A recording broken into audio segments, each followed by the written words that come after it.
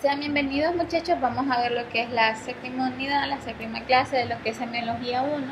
En esta, recordemos que en la clase pasada estuvimos abarcando acerca de lo que es el examen general, donde se tomarán en cuenta el peso, la talla, la temperatura, las fases de la persona, la actitud, la marcha que este tenía y cómo es lo de la manera general que nosotros vamos a abarcar. En este vamos a tener en cuenta lo que es los diferentes tipos de exámenes regionales, principalmente en lo que es cráneo, cara, cuello y la parte de las mamas. La parte de lo que son el sistema respiratorio, miembros inferiores y digestivo se va a ir viendo como un apartado especial en cada una de las diferentes materias que vamos a ver más adelante.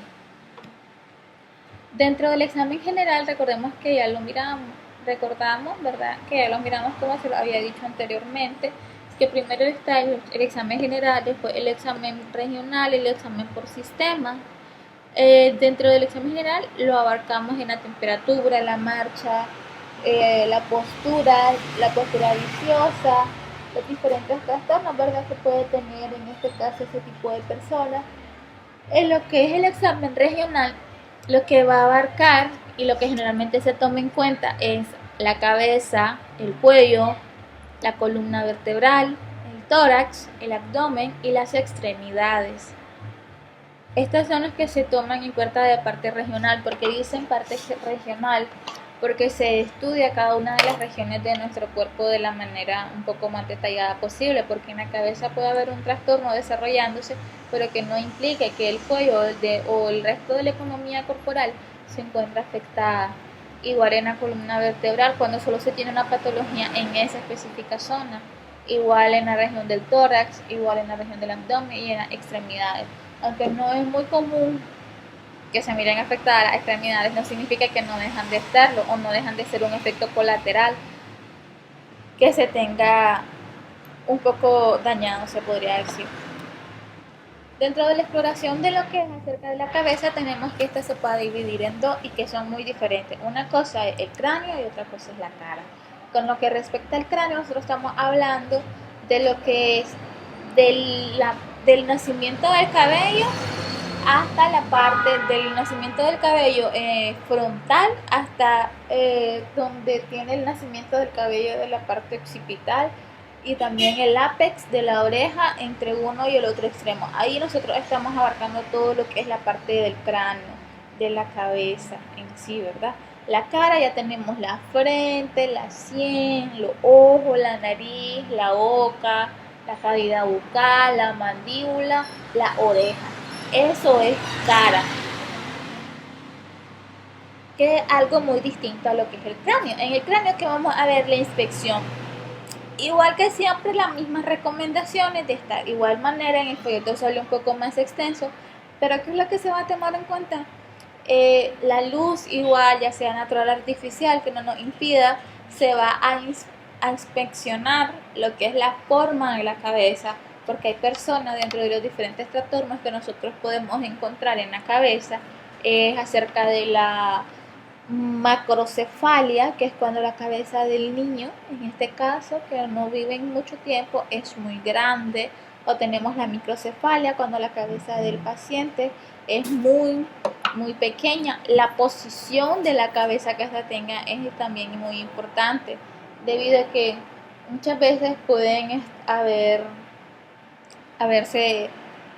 presenciado un sinnúmero de alteraciones, ya sea por algún golpe, por algún trauma que tuvo, por alguna operación, etcétera, o también una posición viciosa que el paciente tiende a ponerla. Se va a inspeccionar también lo que es la parte de la mandíbula. Es importante, ¿por qué? Porque aunque no está en cráneo exactamente, pero la inspección de la articulación temporomandibular se puede ver afectada. ¿De qué manera se va a ver afectada? Se va a ver afectada de la manera en que recordemos que estos están unidos, la parte del cráneo está unido justamente con lo que esta articulación temporomandibular, y dentro de la cavidad bucal y tenemos los pares craneales, que esto nos van a ayudar a tener lo que es una mejor fonación, inervación, acerca de las diferentes funcionalidades motoras o sensitivas que esto tenga. se tiene que palpar lo que es la simetría. Pues se puede hacer tanto con guantes, va en dependencia del riesgo de infección que tenga el paciente, o se puede hacer de igual manera sin guantes. Se palpa la simetría sin ningún problema, si no existen masas, alteraciones, si no existe alguna cirugía, algún ganglio atrofiado o algún quiste, se podría decir, de alguna enfermedad, porque ya se han visto casos en los que hay pacientes que tienen como un quiste encapsulado de manera dura en forma de un ganglio infartado. Acerca de los quistes de neurocistocircosis, que es la enfermedad del chancho, ya se han visto casos que los pacientes en la parte occipital tienden a desarrollar este tipo de enfermedades cuando no causa un daño neurológico al paciente. Tenemos que también es importante hacer lo que es la auscultación de las arterias por cualquier problema de irrigación sanguínea o también por cualquier soplo. El soplo no solo se da, señores, en lo que es el corazón, también se da en lo que es la parte de cualquier región anatómica que tenga una irrigación bastante comprometida. Podemos encontrar un soplo a nivel de lo que es el cuello, también podemos encontrar un soplo a nivel o alguna alteración de las arterias con respecto a lo que es la cabeza, la arteria femoral también se puede ver afectada.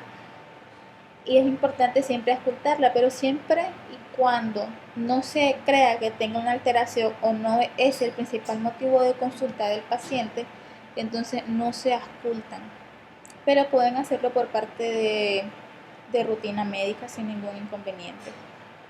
En lo que es la cara, lo que se va a tener en cuenta, ¿verdad?, es la inspección y palpación de la cara, porque en inspección vamos a ver si un ojo está simétrico con el otro, si el otro se mira, tiene alguna apoptosis palpebral, es decir, de que lo que es la parte del párpado se mire afectado, esté decaído a diferencia del otro. También tenemos lo que es la palpación de la cara para ver para sentir cicatrices, principalmente masas, si se encuentra contraído, porque una persona que le dé una parálisis facial va a ver el lado de su cara que va a estar bastante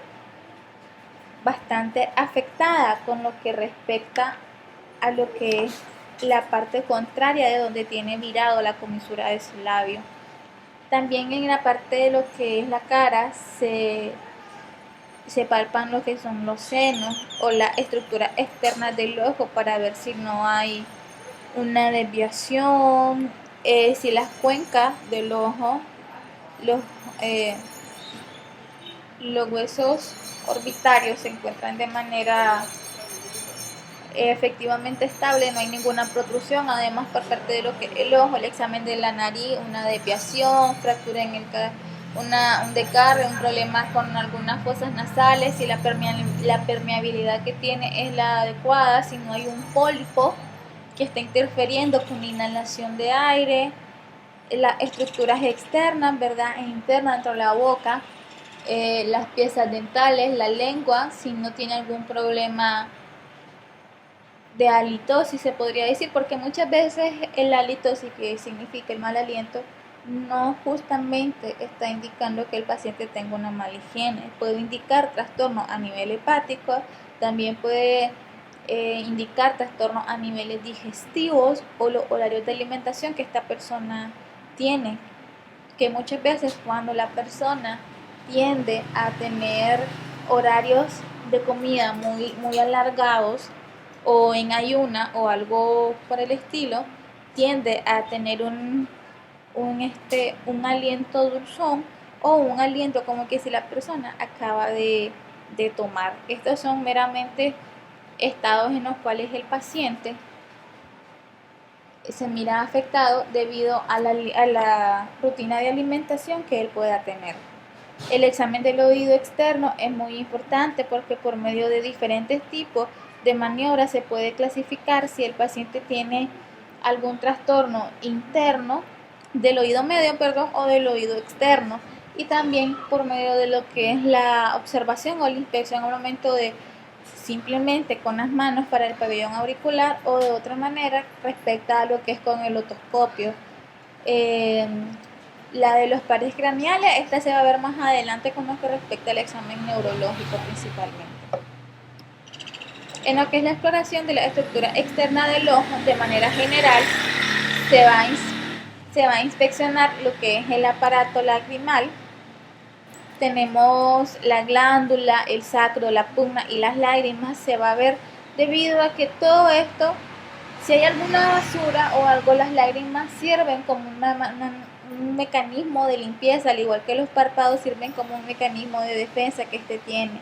La conjuntiva, la palpebral y la vulvar, es muy importante tomarla en cuenta, al igual que la córnea, el iris y las pupilas. Se tiene que tomar en cuenta la forma que estos tienen, el tamaño, el color es lo principal que uno debe de tomar en cuenta. Los reflejos pupilares a la luz, recuerden lo que habíamos visto en iridología, de que el paciente puede tener miosis, es decir, que la pupila se encuentre chiquita.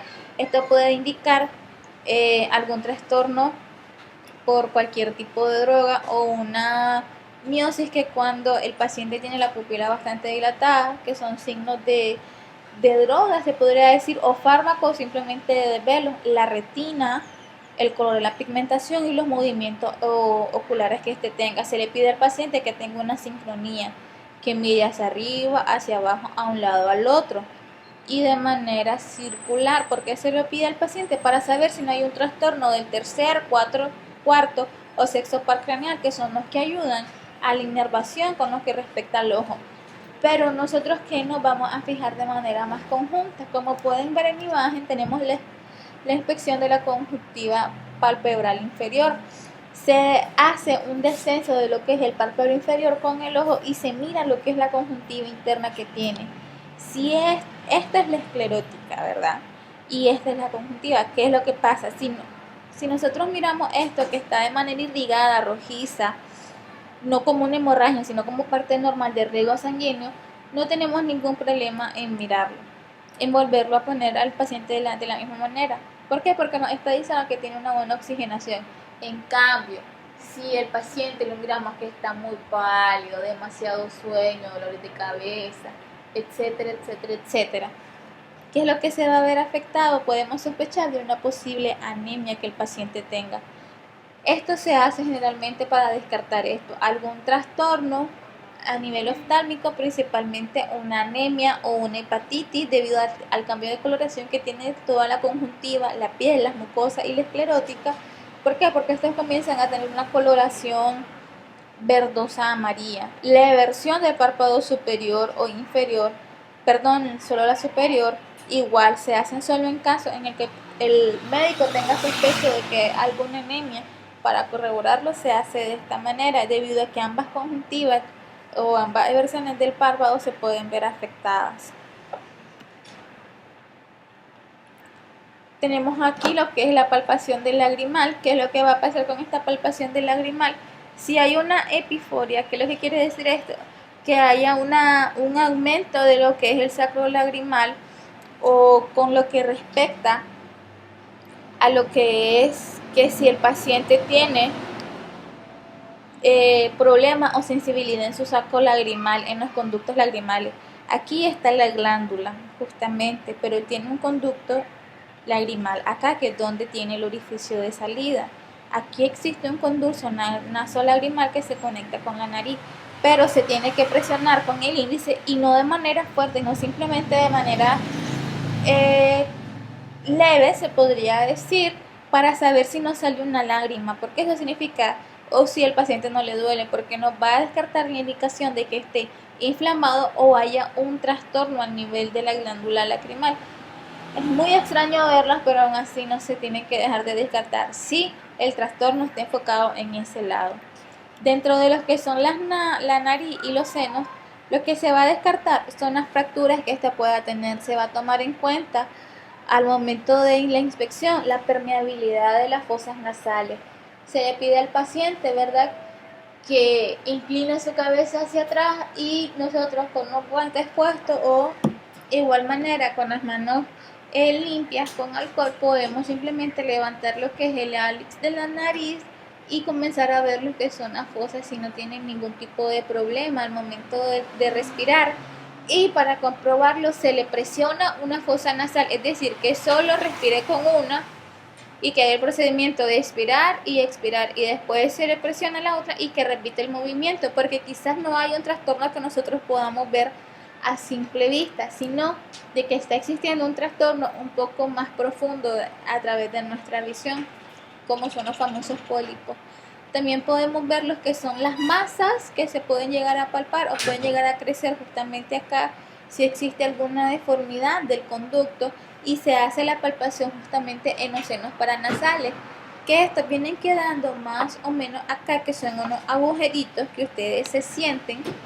Esos agujeritos se pueden llegar a acumular de diferentes mucosidades o diferentes tipo acuoso que pueden llegar a inflamar e inclusive pueden llegar a ser causa de operación cuando dan una sinusitis o una rinitis alérgica, o con el paso del tiempo uno nunca se cuidó bastante bien o no secreta sino expulsa todo lo que son la rinorrea, es decir, los mocos de la gripe, de la tos, etcétera, etcétera.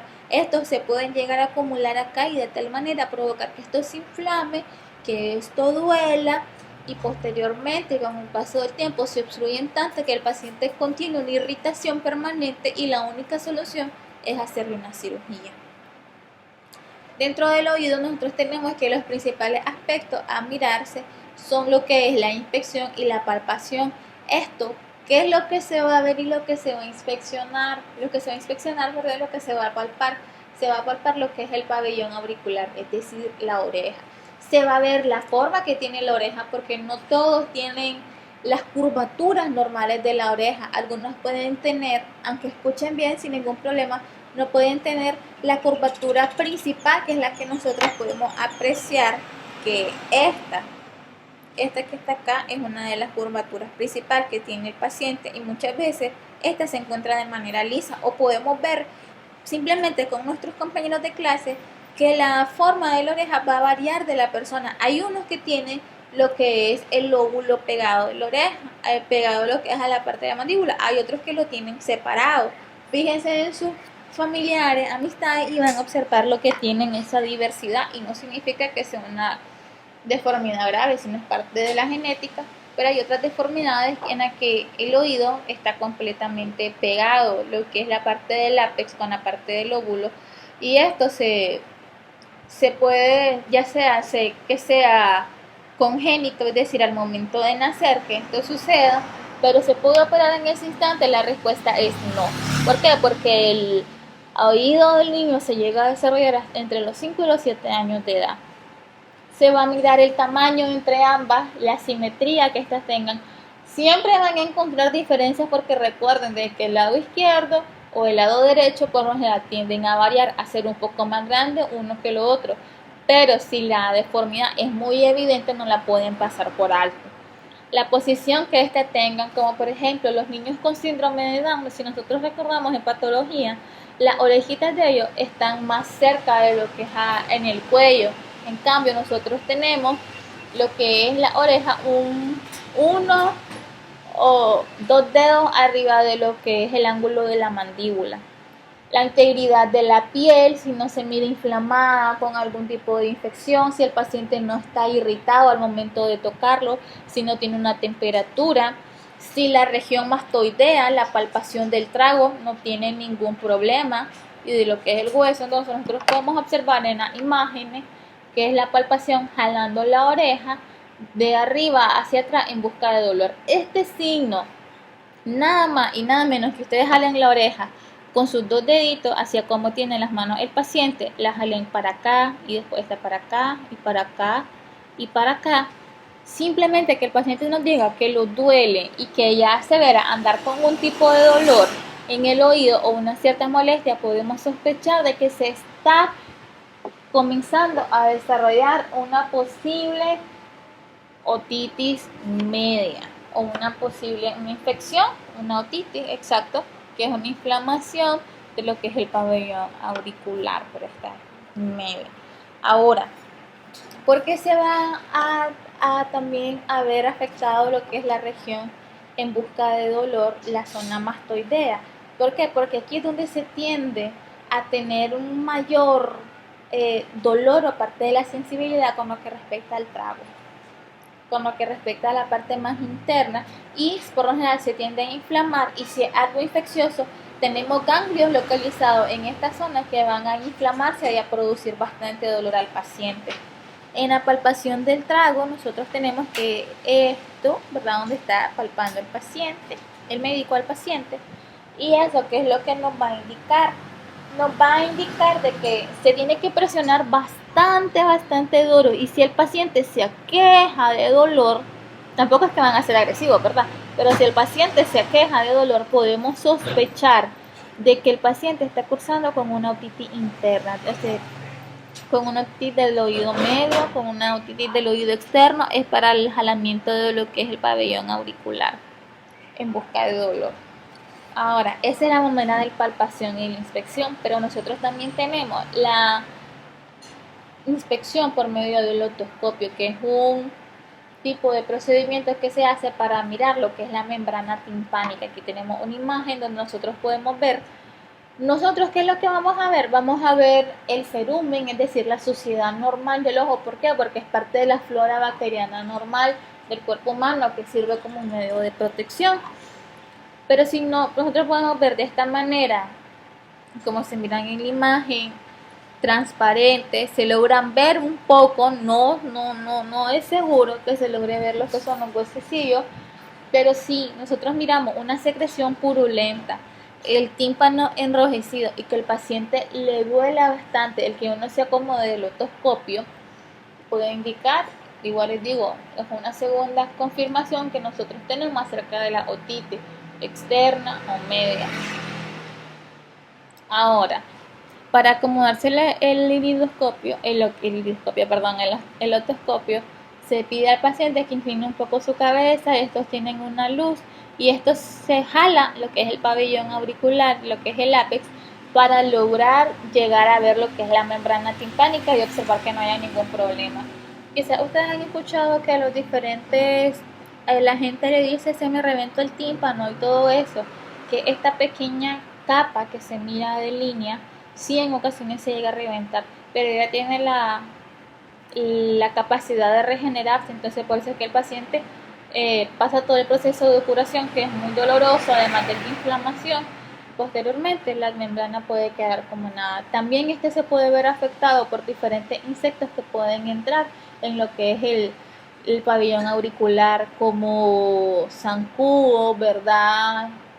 O garrapatas, ya se han visto casos, o simplemente al momento de cuando uno se lo limpia no es delicado y puede llegar a afectar inclusive la membrana timpánica. Ya se han visto casos en los que para los nadadores, o cuando uno va a nadar, el agua se le mete por el oído, ¿verdad? Y diferente, hay un sinnúmero de casos en los que se pueden ver afectados lo que es la región de el oído. En el examen del cuello tenemos que su exploración va a contar con la inspección del cuello como un conjunto, es decir, primeramente como un todo. ¿Por qué? Como un todo quiere incluir tanto la parte de la cadena ganglionar, que tiene, como la parte de la tiroides, que es lo principal que nosotros tenemos que ver en lo que es en el cuello. Hay una exploración por aparte de lo que es de la glándula tiroides, hay una exploración aparte de lo que son los ganglios linfáticos y de la exploración del resto de sus estructuras, como lo que es la tráquea. La estructura del cuello, ¿verdad? Tenemos ahí los diferentes músculos como el esternocleidomastoideo, tenemos la tiroides, glándula importantísima para lo que es la síntesis del metabolismo, nos ayuda en el metabolismo, mantener la temperatura, etc. Tenemos el cartílago cricoide, el cartílago tiroide, etc. Dentro de la infección nosotros vamos a poner al paciente tanto de frente como de perfil, porque de frente quizás no se logre ver una amplitud o una inflamación que tenga el paciente, como lo podemos ver tanto de perfil izquierdo como de perfil derecho. Es importante para asimilar ambas partes. Primero lo ponemos de manera normal, que el paciente se encuentre, y después le pedimos al paciente que incline su cabeza hacia atrás para así mirar si no se crece ninguna inflamación, ningún nódulo, ningún bocio en lo que es en la parte de lo que es la glándula tiroides exactamente, sino que Cuando el paciente inclina su cabeza para atrás y después hace un poco de fuerza para ir hacia adelante, se pueden apreciar perfectamente lo que es el borde de los músculos esternocleidomastoideos, y esta es una indicación de que el paciente no está pasando por un proceso de inflamación o un proceso de hiperfunción, hipofunción o algún nódulo que se encuentre en lo que es la parte de la tiroides. En la palpación vamos a tomar en cuenta lo que son las consistencias y la sensibilidad que ésta tenga. Y se va a auscultar, sí se va a auscultar cuando haya una hiperfunción de la glándula. ¿Por qué? Porque puede estar comprometida una de las principales arterias que nosotros tenemos en nuestro cuerpo. ¿Y cuál es la arteria carótida? Recordemos que se encuentra tanto la carótida interna como la externa, y que están ubicadas justamente en el cartílago cricoide, en el borde anterior de lo que es el esternocleidomastoideo. Aquí tenemos las diferentes manualidades, ¿verdad? Según la técnica de Kirkbine, uno se debe poner atrás del paciente. La parte de los pulgares están en la región prácticamente occipital, y se utiliza el resto de los dedos para hacer una palpación leve del cuerpo de la tiroides. Igual al paciente se le pide que se ponga normal y que se incline un poco hacia atrás. Tenemos la palpación acerca de lo que son los lóbulos, o la técnica de Crick, que primero se da lo que es el lóbulo derecho, el lóbulo izquierdo. Simplemente se palpa, no se toca, pero hay un movimiento al momento de realizar la tráquea que se hace, que se agarra justamente el centro, la famosa manzana de Adán, que nosotros miramos ahí, que se mira más pronunciada en los hombres, pero igual las mujeres la tienen, se agarra y levemente, al paciente no se le pide que hable, claro, comienza a hacerse un movimiento de izquierda a derecha. Este tipo de movimiento no tiende a doler, es algo muy normal. En cambio, si ya duele, o sea, se mira afectado, se le pide al paciente enfocarse el estudio en lo que es la región del cuello, porque puede ser algún problema a nivel esofágico, o de la laringe, o de la faringe, o a nivel de lo que es la tiroides. Pero primero se tienen que descartar tiroides y después se tiene que ir descartando un poco más adentro. La palpación de los lóbulos, por lo que es la técnica del AGE, se hace enfrente del paciente y se empuja levemente lo que es la tráquea y se palpa lo que uno por uno los lóbulos para poder presenciar si no hay masa o nódulos presentes en lo que es el cuello, explícitamente en la región de la tiroides. Dentro de los ganglios linfáticos tenemos que son comunes cuando hay alguna infección, como cuando hay una amigdalitis, con esto de los virus que está habiendo, la propagación que le está teniendo, los ganglios se miran afectados. Inclusive en una gripe también se pueden ver ganglios afectados. Aquí tenemos cuáles no son los dañinos cuando el nódulo palpable tiene menos de 1 centímetro o 1.5 centímetros. Eso nosotros lo vamos a intentar medir con los dedos. Se abarca más de 2 dedos, pero va en dependencia, ¿verdad?, de la estructura del médico, del terapeuta a tratar. Podemos decir de que se encuentra en rangos normales, pero si este sobrepasa, lo mejor es mandarlo con un médico especialista para que comience a hacerse un estudio, debido a que puede indicar algún tipo de linfoma o algún tipo de trastorno del sistema inmunológico que esté fuera de nuestro alcance. Estos deben de estar bien delimitados, tienen que ser móviles, y estos son los tipos de ganglios no dolorosos. A menudo se consideran benignos, dice, pero igual, aunque ustedes lo sientan, porque es benigno voy a dejar de anotarlo. No, al contrario, porque es benigno y para tener un mayor seguimiento de se va a dejar de esa manera. Y aquí podemos observar en imagen lo que son los ganglios linfáticos del cuello y donde están ubicados, ¿verdad?, en cada una de las estructuras de él. Como podemos ver, hay uno a nivel periauricular, retroauricular, occipital. Tenemos los caroides, que son 3 en el ángulo de lo que es la mandíbula y del borde anterior del esternocleidomastoideo, 3 en lo que es la cadena del nervio espinal, que están en el borde posterior del músculo esternocleidomastoideo a nivel de la manzana de Adán. Tenemos 3 que están rodeando el borde el músculo esternocleidomastoideo y está supraclavicular. Tenemos el submentoniano y el submaxilar. En lo que es la exploración del tórax, justamente este se va a enfocar con lo que respecta a lo que son las mamas. Es importante que cuando hagan un examen esté alguien presente, sí, principalmente si es hombre la persona que va a tratar al paciente, debido a que pueden surgir un sinnúmero de problemas, como se lo había mencionado en las otras clases. Tenemos de que la estructura de las mamas está compuesta por grasa. Es tejido adiposo principalmente, ¿verdad? Pero dentro de ella se encuentran los lobulillos, que esto después de los lobulillos se van a ir formando los lóbulos y después van a comenzar a formar lo que son las glándulas mamarias, y después de las glándulas mamarias va a llegar a terminar a la glándula caloptífera, que llegan al pezón, y su función se cumple cuando la mujer está embarazada y tiene lo que es la leche materna productora, su orificio de salida, el pezón, y quien lo consume pues es el bebé. Tenemos los ligamentos o la grasa, lo que es de Cooper, tenemos la areola.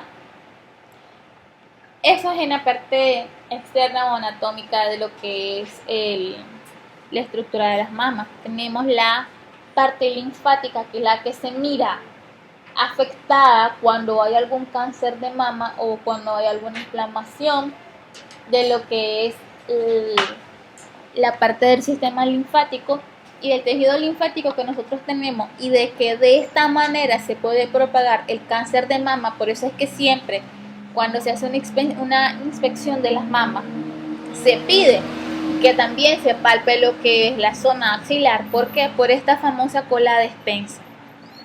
Esta cola de Spence fácilmente, como está dentro de lo que es las glándulas mamarias, de lo que es el tejido adiposo de lo que son las mamas, se mira íntimamente relacionado y muy fácil de hacer metástasis a esta cola de Spence. Cuando se hace una mastectomía, una extracción de la mama, ¿verdad? Por cáncer, por nódulos, por diferente X o Y razón que se haga, también se tiene que eliminar esta cola de Spence, principalmente cuando es por cáncer. ¿Por qué? Para evitar, si no hay un problema de ese nivel todavía, para evitar de que haya un problema a nivel a futuro. Por eso es lo que da el famoso linfaedema o linfoedema, que es cuando al momento de el líquido linfático que había en ese momento acumulado, se mira que se regaba por ese lado. Al momento de extraerlo, de poner algo y solamente sellarlo, el líquido que recorría ahí se comienza a inflamar, se comienza a obstruir, y la manera en que se mira afectado es de que de la mama que hubo la cirugía, justamente es el brazo que se mira inflamado a gran proporción y con bastante diferencia con lo que es el brazo contrario. Y ahí tenemos en otra imagen los que son todos los diferentes drenajes linfáticos que tiene la mama: la cadena mamaria interna, los subclavios, la pectoral interna, la axilar central, los ganglios bronquiales. Como pueden ver, está muy íntimamente relacionada con varios tipos de ganglios o vías ganglionares que hay. Dentro de las limitaciones, nosotros que vamos a tener en cuenta cuando se va a hacer alguna masa, o se nota la presencia de una masa, tenemos de que las limitantes va a ser como un reloj y en 4 cuadrantes. Se va a tomar la mama, como podemos ver, desde las 12 hasta las 12, obviamente, en forma del reloj, en sentido de las agujas del reloj, sin ningún problema. Así, cuando nosotros miremos encontrado alguna masa, un ejemplo, y esta es la mama izquierda, podemos decir, hay una masa a las 9 en punto. Entonces estamos dando una referencia. ¿Para qué? Para que el patólogo tome una biopsia, ¿verdad? O el de laboratorio, o el médico al que se lo estamos refiriendo sepa dónde nosotros palpamos una masa. El médico que lo va a tratar a continuación va a palpar si la masa estaba ahí y si es necesario encontrar nuevas conjuntas a él. Y se va a dividir en 4 sectores.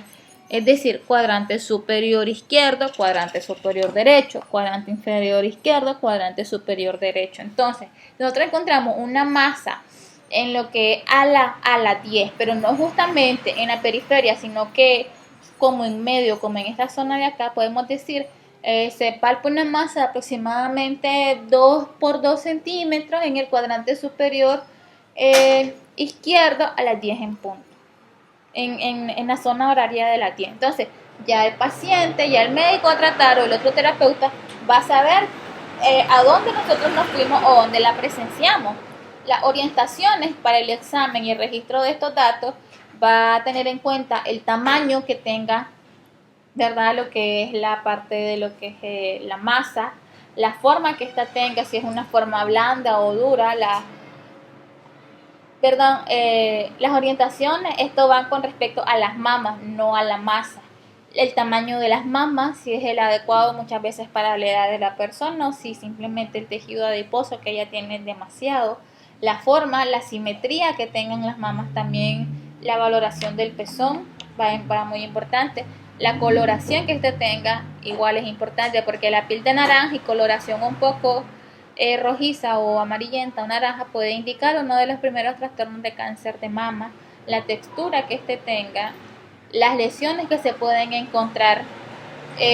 Lesiones puede ser de que el paciente ya tenga una cirugía previa anteriormente y no la habían anotado y hasta actualmente se está notando. Los patrones vasculares de la piel, normalmente cuando una madre está amamantando en esos momentos, en los primeros meses del embarazo, el riego sanguíneo en ella aumenta porque está demandando más leche, más tejido, etcétera, etcétera. Las partes linfáticas de las mamas, los ganglios linfáticos, la calidad del tejido que éste tenga y si existe alguna secreción por parte de lo que es el pezón. Siempre y cuando esté amamantando no es normal. Si él no tiene ningún tipo de embarazo, quizás es virgen, nunca ha sido madre o qué sé yo, y tiene alguna secreción o es demasiado mayor de edad, ya hace años dejó de amamantar, sí se tiene que investigar qué tipo de líquido que es, porque también es un indicio de algún posible desarrollo de células cancerígenas. Y recuerden de que por eso se manda el examen de la mamografía, que si el cáncer se mira a tiempo, tiene cura. Y aunque el proceso de la mamografía es muy dolorosa, por eso solamente se hace una vez al año, si no me equivoco, debido a la compresión que hacen en la mama. Las técnicas de inspección o exploratorias que tienen es de que a la persona se le va a realizar el examen de observación por medio de 5 diferentes posiciones. ¿Por qué? Porque estas 5 diferentes posiciones nos van a demostrar de que si no haya alguna masa o alguna alteración que nosotros no pudimos apreciar en las otras posiciones y que apreciamos en cualquiera de ellas. Tenemos de que hay una que es sentada con los brazos al lado del cuerpo de manera normal, ¿verdad? Para saber la simetría que estas puedan tener. Tenemos de que está sentada con los brazos levantados y los brazos están por encima o por arriba de la cabeza. Esto se hace para mirar la línea que estos puedan tener, la línea que deben de converger junto a lo que es el área de los pezones, que llega justamente igual a la simetría con la parte inguinal de la persona. Cuando se está sentada e inclinada hacia adelante, cuando está sentada con las manos presionando las caderas y por último la que está acostada.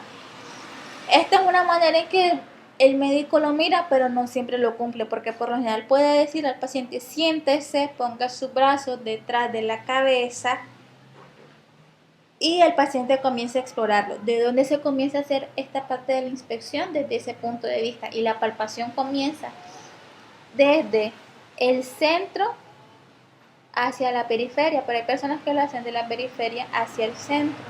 Esto va en dependencia de la técnica que haya desarrollado la persona.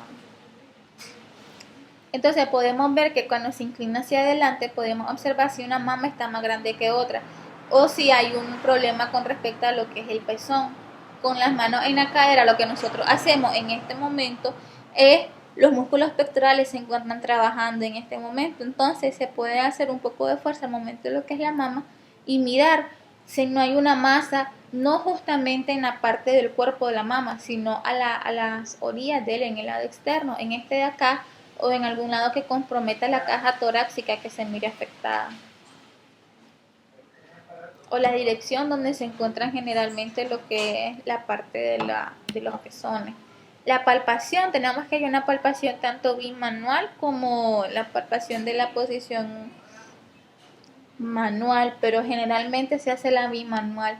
Tenemos que existe esta donde el paciente con sus dos manos comienza a pasar, a agarrar la mama y la comienza a deslizar sus dedos desde la periferia hacia la punta, se podría decir desde la caja torácica hacia lo que es el área del pezón, deslizándose poco a poco. No lo hace de manera rápida ni de manera brusca, sino de una manera delicada, pero que demuestre respeto. ¿Por qué? Porque muchos nódulos o muchas masas no se encuentran de la manera brusca, sino que están superficialmente o que deben de ser detectados de ese tipo de manera. También está la otra, que el paciente comienza, el doctor, el terapeuta que atiende, comienza de lo que es el área del pezón hacia la periferia, a llegar a tocar también lo que es la zona axilar. La zona axilar generalmente se puede explorar con los brazos a los lados o con los brazos detrás de la cabeza o arriba de la cabeza, de estas tres maneras diferentes. ¿Por qué? Porque en alguna de estas posiciones se puede sentir o palpar alguna masa que tenga la paciente. Como podemos ver, estos son los métodos para palpar la mama. Se comienza desde primero con los tres pulgares generalmente, ¿verdad? Desde el centro en sentido a favor de las agujas del reloj, como les dijimos, la parte de los cuadrantes que este tiene, desde el centro hacia la periferia. Tenemos también que se palpa de manera de izquierda a derecha, ¿verdad? Según la imagen, para palpar cualquier tipo de anomalía, y también desde la periferia hacia el centro, hacia llegar al pezón. Y cuando se busca alguna secreción con lo que respecta al pezón, se pide a la paciente de que se acueste generalmente, pero también se puede hacer sentada, y con ambas manos se presiona, pero no llegamos a cubrir la zona de la areola y del pezón, y se hace una presión leve para saber si hay un tipo de secreción. O le podemos decir al paciente, en el caso de que si somos varones, le podemos pedir a la paciente de que ella sola se presione para que salga líquido, si es cierto de que estaba secretando líquido. Si se hace sentada es la misma técnica, pero de esta manera se podría decir, pero que de tal manera que podemos ver, es decir, no va a estar ubicadas las manos de manera vertical, sino de manera horizontal. En el caso de que esté acostada, es de esta manera como muestra la figura 4.34. Y ese es el trabajo que van a investigar, que es la guía para la realización del examen de lo que es la mama.